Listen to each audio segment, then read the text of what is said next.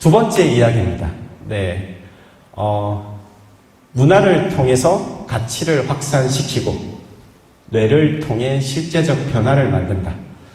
21세기는 소프트 파워 시대입니다. 조셉 나이가 얘기했던 하드 파워 시대가 아니라, 그러면 한국은 엄청난 자산을 갖고 있는 나라죠. 한국이 이제 남은 것은 소프트 파워의 핵심인 문화의 원형을 회복하는 것. 그것이 이제 남아있는데, 그것을 이제 어떻게 실제적인 변화로 만들 것인가는 문화가 할 수 없는 영역입니다. 우리 옆에 분 잠깐 한번 봐주실까요? 옆에 분하고 뇌를 바꾸시면 어떻게 될까요? 네, 21세기 키워드의 또 다른 열쇠. 왜 뇌에 주목할까요? 네, 바로 옆에 분하고 뇌를 바꾸는 것과 심장을 바꾸는 게 다르기 때문입니다. 뇌를 바꾸면, 저와 만약에 뇌를 바꾼다면, 네, 겉은 멀쩡한데 사람이 바뀌죠. 심장은 이식할 수 있지만, 네, 인체에서 유일하게 정신활동을 담당하는 기관이 바로 뇌이기 때문에 전 세계 선진국들은 이 뇌를 탐구하려고 엄청난 노력을 하고 있습니다. 네, 이제 2부로 바르게 넘어가는 시간이라 제가 짧은 BTS 영상, 저기 사는 뇌체조라는 거 잠깐 한번 보십시오.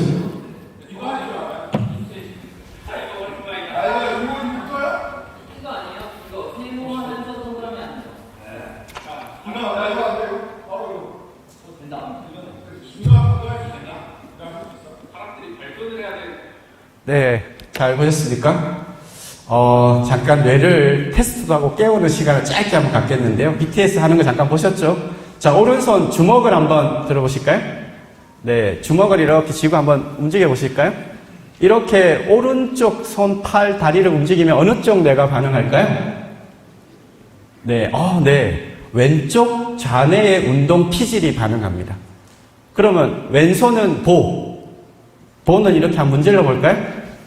이렇게 되면 어느 쪽 뇌가 반응할까요? 네, 우뇌의 운동 영역이 반응하죠. 오른발은 들면 왼쪽 뇌, 왼발은 오른쪽 뇌.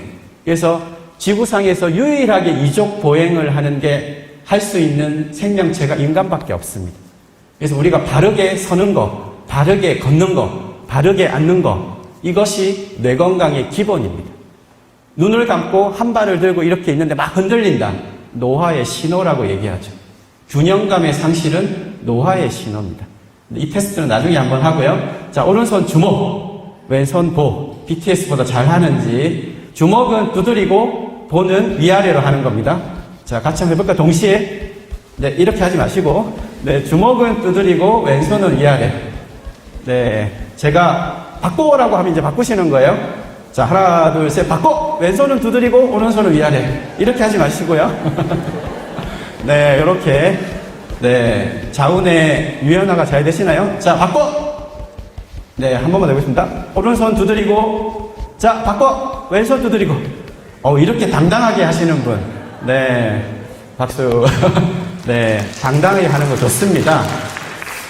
이 동작 하실 때 내가 어떻게 했는지를 한번 보세요. 이렇게 제가 바꿔라고 바꿔? 그래? 이렇게.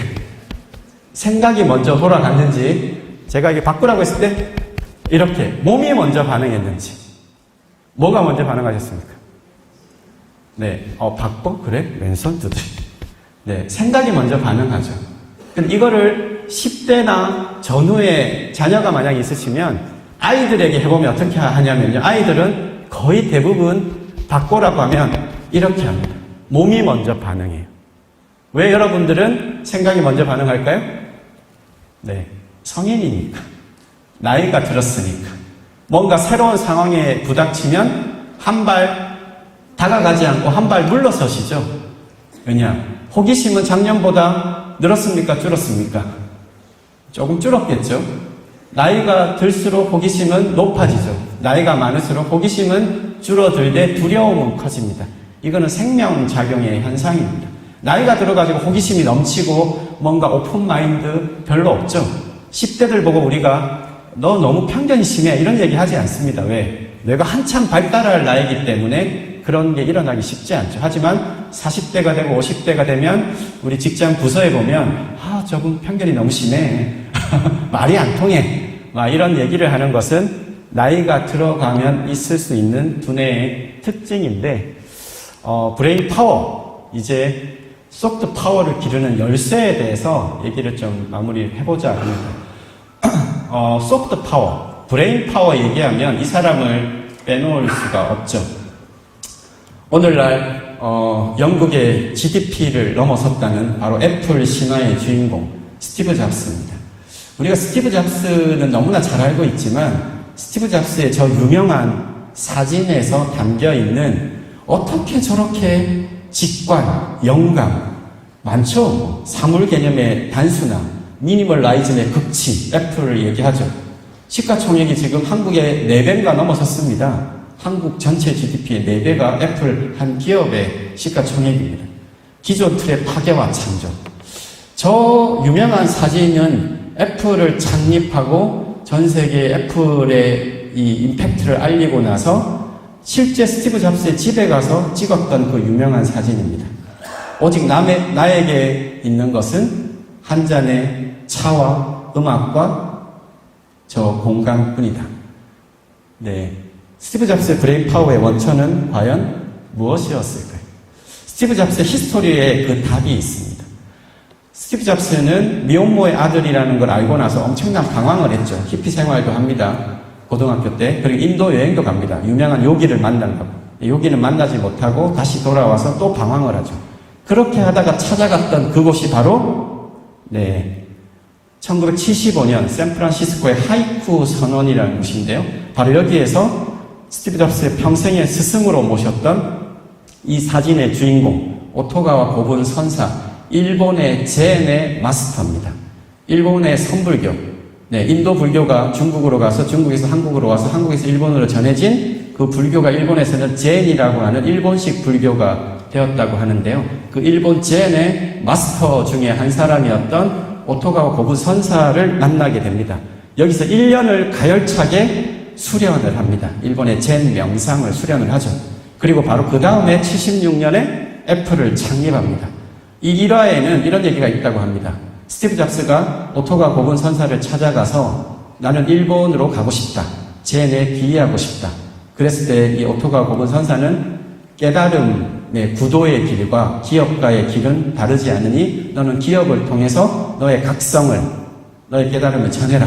이렇게 해서 그 다음에 애플을 창립하고요. 실제 15년이 지난 1991년에 실제 이 결혼식 사진입니다. 결혼할 때 주례를 누가 서고 있죠?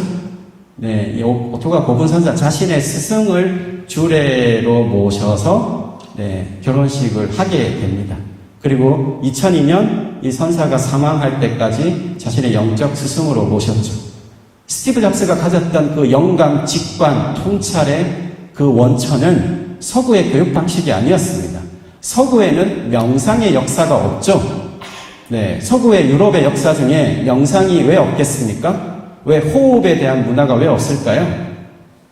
데카르트의 유명한 문구가 있죠. 서양 근대 철학의 아버지라 불렸던 나는 생각한다, 고로 존재한다. 생각이 먼저예요. 존재는 그 다음이죠. 몸과 마음은 기능적으로 독립되어 있다. 마음은 천상의 것이요. 몸은 다양한 그릇된 감각을 오도할 수 있어서 오직 중요한 건 이성에 대한 탐구뿐이다. 여기에서 서구의 심신이원론이 시작이 되었다고 하죠. 몸과 마음은 분리되어 있다. 그래서 서양의 근대의 철학과 의학은 몸, 마음에 대한 분리 체계를 갖고 이것이 나중에 지덕체 교육 모델과 서구 의학 모델의 기초가 되었다고 알려져 있습니다. 명상의 문화를 90년대 말에서야 서구는 인정을 하죠. 그런데 의식의 확장, 의식과 무의식의 연결, 남다른 사고, 틀이 지워지는 인간의 신경망의 특징에서 그 틀을 깨트릴 수 있는 그 사고의 전환은 멘탈 트레이닝입니다. 서구의 역사에서 이 멘탈을 훈련하는 기제의 원리가 있기가 거의 불가능하죠. 그래서 일찍이 지금 실리콘밸리의 혁신가들, 실리콘밸리의 저녁시간을 없앴다고 하는 위즈덤 2.0의 핵심 키도 바로 아이러니하게도 동양의 메디테이션입니다. 왜 이렇게 구글도 유명한 게 있죠. 구글 직원 프로그램의 1위가 내면 검색입니다. 네, 불교의 마음챙김 명상을 가져다가 다니엘 골먼의 감성기술 EQ를 결합한 방식이죠. 왜 이렇게 서구의 실리콘밸리 혁신가들은 동양의 명상에 주목할까요? 특히 IT 기업들이 남다른 사고를 해야 되니까요. 지식으로 지금은 역량을 평가하는 시대가 아니니까요. 챗 GPT 다들 써보셨죠? 그걸로 평가합니까? 앞으로 10년만 더 지나면 인간의 고유 역량은 과연 뭐가 되겠습니까? 지금 자녀들을 가진 혹시 부모님 계시면 어디에 집중해야 될까요? 국영수를 학원을 보내야 되나요? 네, 천만의 말씀이죠. IQ 100년 역사는 이미 지났습니다. 그런데 IQ 세대들은 이렇게 얘기하죠. 자녀가 공부를 잘하면 머리가 좋아서, 공부 이외 걸 잘하면 재능이 높구나, 이렇게 표현합니다. 극히 잘못된 표현이죠. 1983년에 나온 다중지능, 거기 신체운동, 대인지능 다 있습니다. 다 머리가 좋은 거예요. 그런데 우리 부모님들은, IQ 세대들은 아직도 그런 얘기를 하고 있죠. 운동 잘하면 신체운동, 지능이 높은 거죠. 계약하고 한 달도 안 됐는데 친구들을 막 데리고 오면 대인 지능이 높은 거죠. 네, IQ 부모와 다중지능 아이. 이미 세대는 바뀌었는데 우리는 놓치고 있는 것은 뭘까? 중요한 걸 빼고 있다. 지금은 그래서 이제 한류도 K-명상까지 이렇게 확산이 되고 있습니다. K-팝, K-드라마, K-무비와 K-명상이 다른 것은 시간의 역사입니다. 네. 똑같이 인도의 요가를 하면 인도의 수천 년의 역사를 경험하겠죠. K-명상을 경험하면 한국의 수천 년의 시간을 경험하는 것이 되겠죠. 그래서 저희가 인도의 요가의 나라, 인도의 유명 공과대학입니다. 인도 힌두스탄 공과대학에 한국식 명상, K-명상을 대학의 교과목으로 만들어서 수출을 했습니다. 네, 교육계에서는 거의 처음이라고 교육부에서 그렇게 얘기를 했는데요. 최근에 대학의 교육 방식, 네, 국경을 넘어서는 어떤 식의 수업이 진행되는지 짧게 한번 보겠습니다. 인도, 우리나라 포스텍 정도의 유명 공과대학인데요. 글로벌 사이버대학교가 인도 힌두스탄 한국에 요즘에 너무나 많은 주목을 하고 있다 보니까 한국의 원격 교과, 대학 콘텐츠를 많이 원합니다. 코로나를 거치면서 거의 폭발하고 있죠. 여기서는 뭐 서울대 카이스트가 중요한 게 아닙니다. 한국의 고유의 콘텐츠를 네, 대학의 커리큘럼으로 제작해서 갖고 있느냐, 그것을 원격으로 제작을 해서 수출을 할 수 있느냐에 대한 노하우와 인프라죠. 네, 저런 스튜디오에서 이제 우리 대학의 교과들을 제작을 하고 있는 거고요. 코리아 브랜드 상승에 따라 많은 기회가 오고 있다고 말했습니다. 인도네시아, 인도, 베트남. 실제 수업의 방식은 그냥 문화센터에서 하는 명상 체험이 아닙니다. 오늘날 인류과학의 정점이라는 뇌과학, 신경과학에 기반해서 철저하게 한국식 명상의 과학적 원리와 효과, 체계를 가르치는 걸 50%, 그 뇌과학적 원리에 기반해서 실제적인 트레이닝을 하는 것을 50%, 이게 5대5로 하고, 한국식 명상이지만 미국 트레이너, 러시아 모델, 초급자, 이렇게 해서 글로벌한 형태로 제작을 해서 교육부 지원 사업으로 제작을 한 겁니다. 이렇게 해서 이제 실제는 스마트폰이나 PC로 얼마든지 수업을 할 수 있고요. 일주일에 한 번은 지금 저 인도 대학생들입니다. 인도의 20대 대학생들이 실제 일주일에 한 번씩 원격으로 실시간으로 들어와서 이렇게 수업을 같이 하는 겁니다. 우리의 명상은, 전통 명상은 정적 기반 명상이 아닙니다. 동적 명상, 정적 명상, 그리고 에너지에 대한 부분을 같이 갖고 있는데요. 네, 이런 걸 어떻습니까? 네, 우리가 인도 가면 아직도 인도에 갔다 오면 뭔가 정신문화의 대국을 갔다 온 그런 느낌을 막 이렇게 얘기를 하세요. 물론 미국에 가면 요가라는 명칭이 심신훈련에 대한 거의 보통 명사로 쓰일 만큼 보편화되어 있긴 합니다. 하지만 스티브 잡스가 일본의 젠을 접했던 것은 70년대 일본의 경제적인 파워, 그리고 일본의 문화적인 파워가 들어가면서 접했던 겁니다. 지금은 한류의 스피리추얼 파워가 들어가는 시대인데 한류가 대중문화로만 남게 되면 일본의 젠이 들어갔던 것처럼 우리가 더 한국의 반만년 역사를 놓치고 있는 거죠. 우리가 가져가야 할 것은 바로 이제 본질적인 얘기 이제 마무리하면요. 문화를 통해서 가치를 확산하고 뇌를 통해 실제적 변화를 만든다. 왜 뇌에 주목해야 되는가? 이것이 오늘의 핵심 주제입니다. 인간은 어떻게 변화하는가에 대한 질문입니다. 지덕체가 아니라 체덕지라고 오늘날 인류 과학이, 인류의 학문 체계가 제시하고 있습니다. 자녀나 조카가 있는 분들은 눈을 번쩍 뜨고 마지막 얘기에 집중하시면 좋겠습니다. 작년 12월 우리나라 국공립교장단들이 모두 가입되어 있는 한국중등교장협의회에서 코로나 이후에 한 4년 만에 교장단 1000명이 대구에 모였습니다. 그래서 뇌에 대한 특강을 저한테 요청을 해서 했는데요. 주제가 지덕체냐 체덕지냐 이거였습니다. 제가 교장단 1000명이 앉아있는데 이렇게 질문했습니다. 교장 선생님, 지덕체입니까? 체덕지입니까? 배운 것은 지덕체였는데 수십 년을 교장을 해보니까 지덕체가 아닌 거예요. 현실에서는 알겠죠. 그래서 손들어 보라니까 대부분 체덕지에 손을 드셨어요. 네, 인간은 어떻게 변화할까? 근데 우리는 왜 서구 교육이라고 해서 그렇게만 하고 있었을까? 뇌에 대한 비밀을 안 지는 얼마 안 됐습니다. 네, 미이라 만드는 그 과거 영화 보시면요. 이집트인들이 환생을 믿었기 때문에 미이라를 만들죠. 미이라를 만들 때 감정과 의식, 생각, 사고가 깃드는 곳, 이곳은 딱 남깁니다. 그게 바로 심장이었죠. 뇌는 어떻게 했을까요? 이집트인들이 뇌는 없애버렸습니다. 두부덩어리에 불과해요. 뇌는 아무짝에도 쓸모없는 거라고 인류 역사 수천 년간 그렇게 해왔죠. 뇌의 비밀을 안지는 그렇게 오래되지 않았습니다. 20세기 후반에 들어서야 인체의 중심이 심장이 아니라 하트라는 단어가 마음, 심장의 아주 영어 단어죠. 서구의 역사에 잘못된 것이 바뀐 지는 20세기 후반 들어서 옆에 분하고 뇌를 바꾸면 사람이 바뀔 수밖에 없는 그것이 바로 20세기 후반에 들어서야 알려졌다는 것입니다. 동물과 식물의 구분은 뭔가요? 네, 여러분은 동물이죠. 식물이 아니죠. 생물종의 구분에서 동물은 움직이는 개체입니다. 우리는 고등 동물이죠. 왜 지덕체가 아니겠습니까? 네, 우리는 동물에서 출발해서 동물적 속성을 생명 기제로 뇌 가장 안쪽에 갖고 있기 때문입니다. 애니마가 라틴어로 움직인다는 뜻이에요. 움직이는 개체, 애니메이션, 움직이는 것, 영상, 동물, 움직여야 됩니다. 작년보다 덜 움직이시죠? 네, 나이가 드니까요. 네, 내년은 더욱 덜 움직이겠죠. 그러다가 생이 마감됩니다. 움직임을 늘리는 것, 움직임을 구체화하는 것.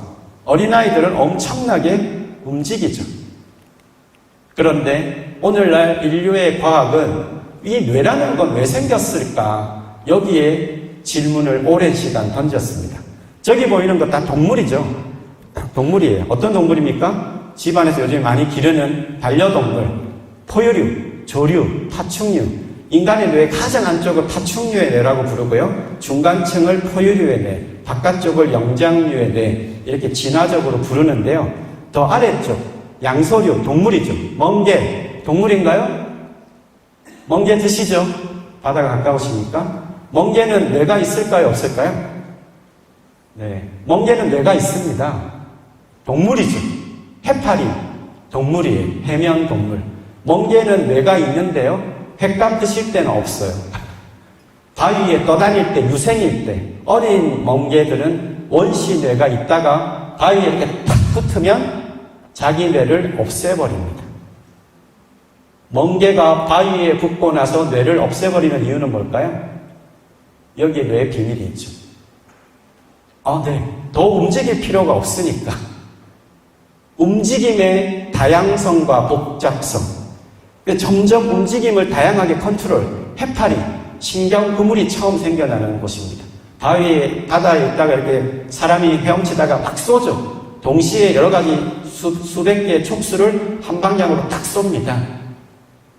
조정을 하는 거죠. 신호 처리를. 신경그물, 그 다음에 신경다발, 신경절, 신경계, 우리 몸을 말초신경계, 뇌와 촉수를 중추신경계, 이렇게 하면서 생겨나는 거죠. 움직임의 다양성. 여기에서 감정이 일어납니다. 그래서 몸이 안 좋으면, 지금 조금 몸이 답답하시면 누가 툭 치면 짜증이 쉽게 나죠. 모션이 밖으로 튀어나가는 현상, 이 모션, 이걸 감정이라고 하죠. 내 아이가 너무 감정이 왔다 갔다 해. 네, 신체 균형이 상실된 겁니다. 그럼 당연히 신체 균형을 회복하는 게 먼저죠. 감정은 마음의 영역이 아니라 신체의 영역에서 출발합니다. 이것을 지난 수천 년간 잘못 알고 있었죠. 오늘날 인류과학은 감정이 마음의 영역이 아니라 신체 영역, 모션에서 이모션으로, 그 다음은 감정 조절 단계는 이 의식을 활용하지만 기본은 신체다.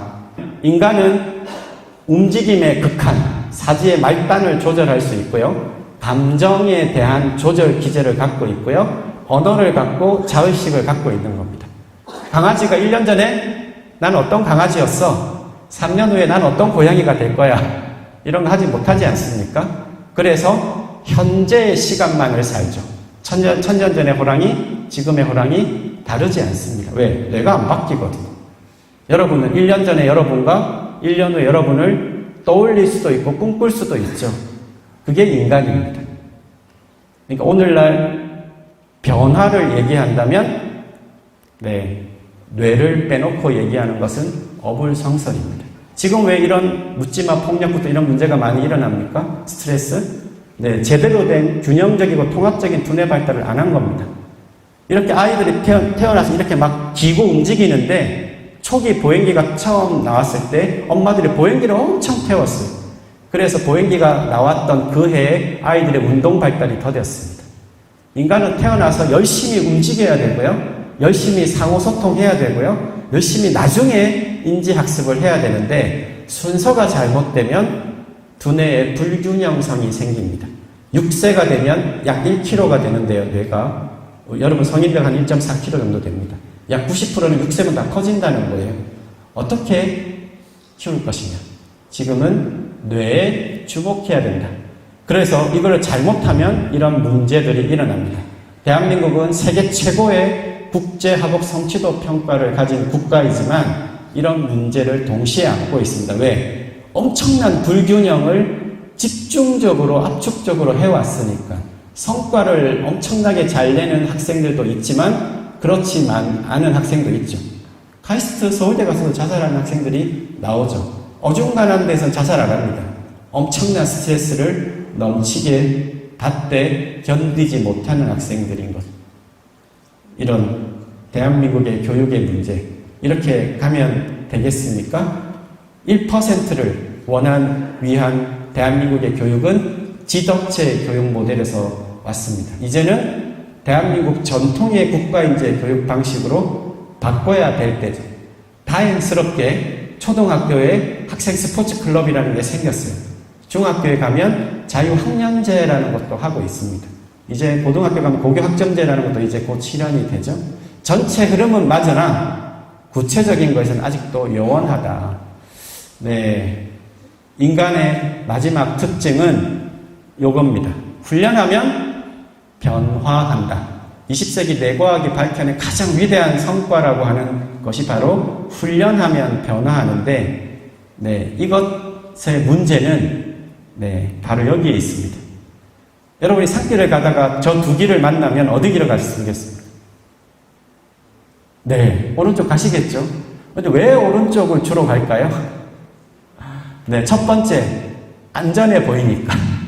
두 번째, 에너지가 덜 들 것 같아서입니다. 인간의 뇌는 회로를 만든다 이렇게 생각하면 되는데요. 어릴 때 처음 하면 왼쪽 길이 없겠죠. 아이들이 젓가락질을 배울 때 처음에는 길이 없다가 계속 100번, 1000번 반복하면 뇌가 왼쪽이었다가 오른쪽 젓가락 길이 생기는 겁니다. 그럼 그러다가 이제 고속도로가 많이 생기겠죠. 국립공원이 많이 생기는 거예요. 그런데 어느 순간부터 왜 오른쪽 길만 가게 되면 어떻게 될까요?